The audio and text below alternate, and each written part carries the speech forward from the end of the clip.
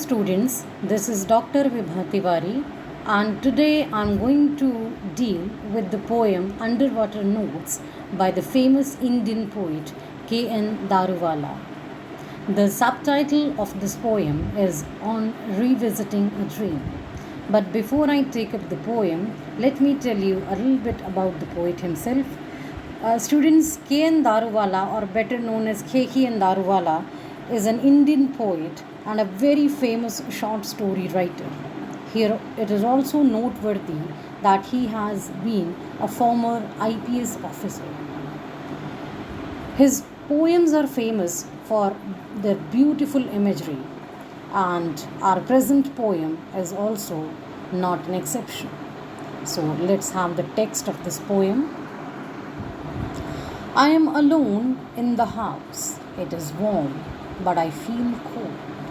See, as the subtitle of the poem is very well suggestive that he is dreaming, and not only dreaming, he is dreaming about a particular thing, and that is his ancestral house.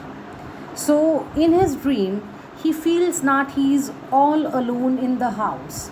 The house appears warm to him, welcoming to him. Here, warm suggests welcoming.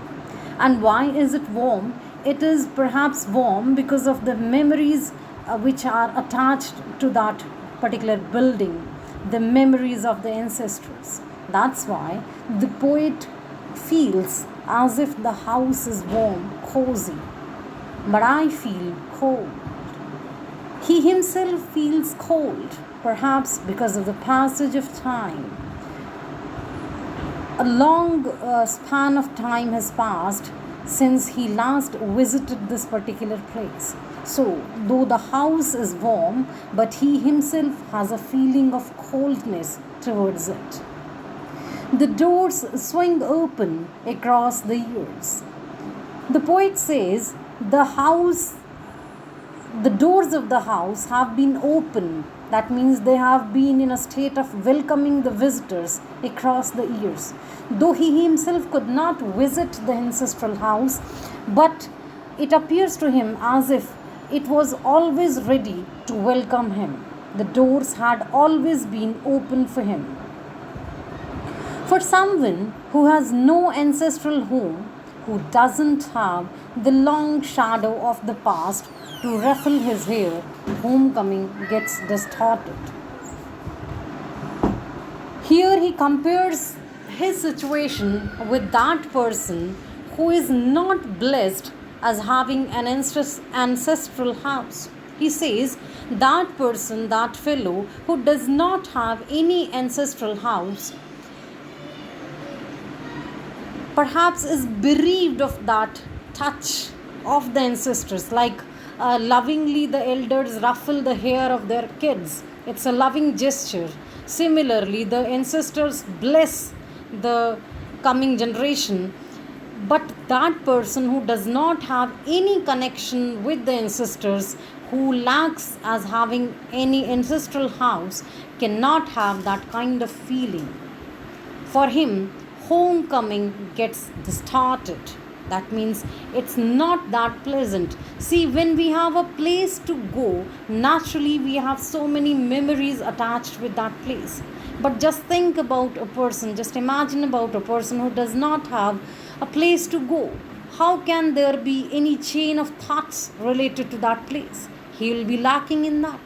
And that is true for a person who does not have an ancestral house. Time squints, space wobbles, and the visit, encoded as it is, remains undeciphered. Continuing in the same vein, the poet says that person who does not have any connection with the past, with the ancestors, who does not have any ancestral house to call as his own, for him, time squints, space wobbles. That means he tries hard to memorize the past time and to memorize the particular place where he happened to have his childhood days spent, but everything appears unclear to him. Time squints Now here time has been personified, and it is squinting. That means it is narrowing its gaze to focus.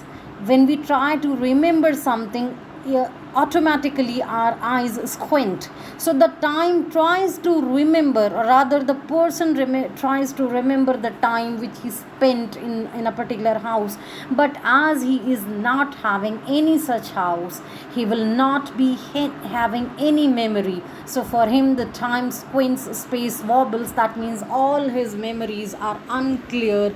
They don't have any particular solid state or solid shape in the form of a house with which they could correlate. The memories could correlate themselves. And the visit, encoded as it is, remains undeciphered. And thereby, the visit of that person, if he tries to encode that, that means if he tries to give it a meaning, if he tries to find out the meaning, the purpose behind his visit, remains undeciphered. It always remains futile.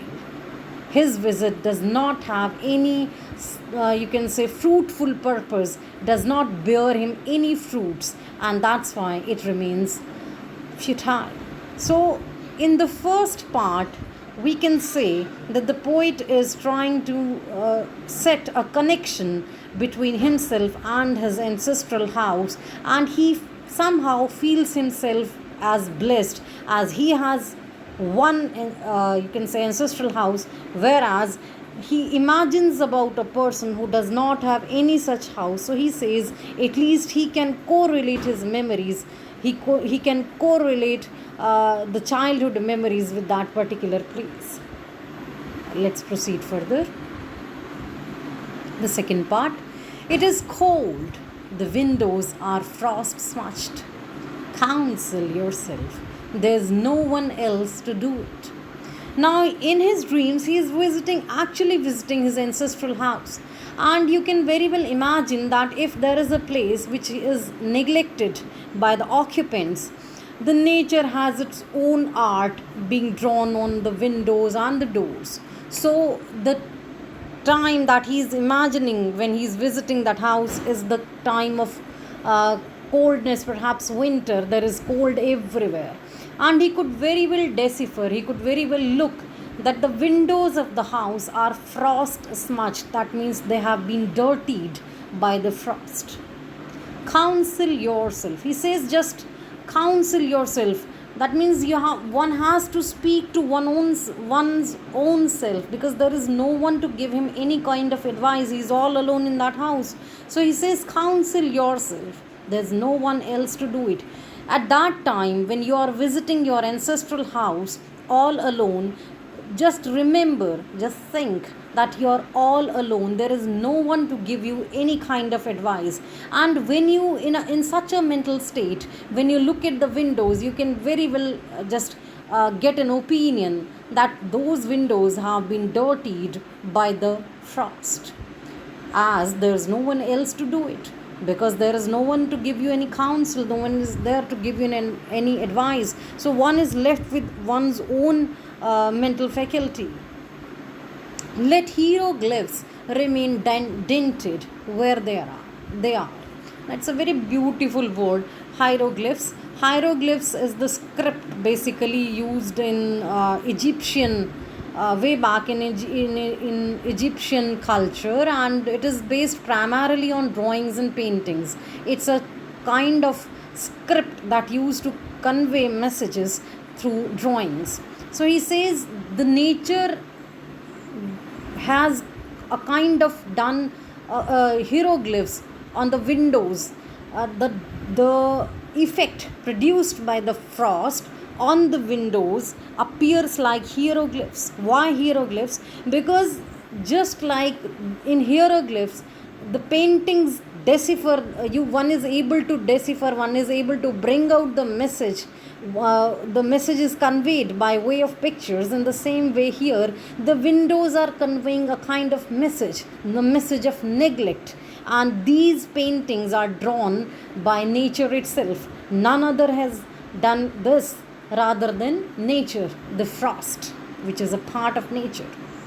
So he says, let hieroglyphs remain dented where they are. He is in no mood to disturb nature. He is in no mood to touch anything. He says, let whatever is lying in the same position, let it lie there. Let wind erode them or time. He says, I'm allowing the wind to erode it. The wind has been responsible up till now to draw images on the walls of the house or on the windows of the house. So I'm not going to change it. I'm not going to clean it. Let the window do whatever it is doing up till now.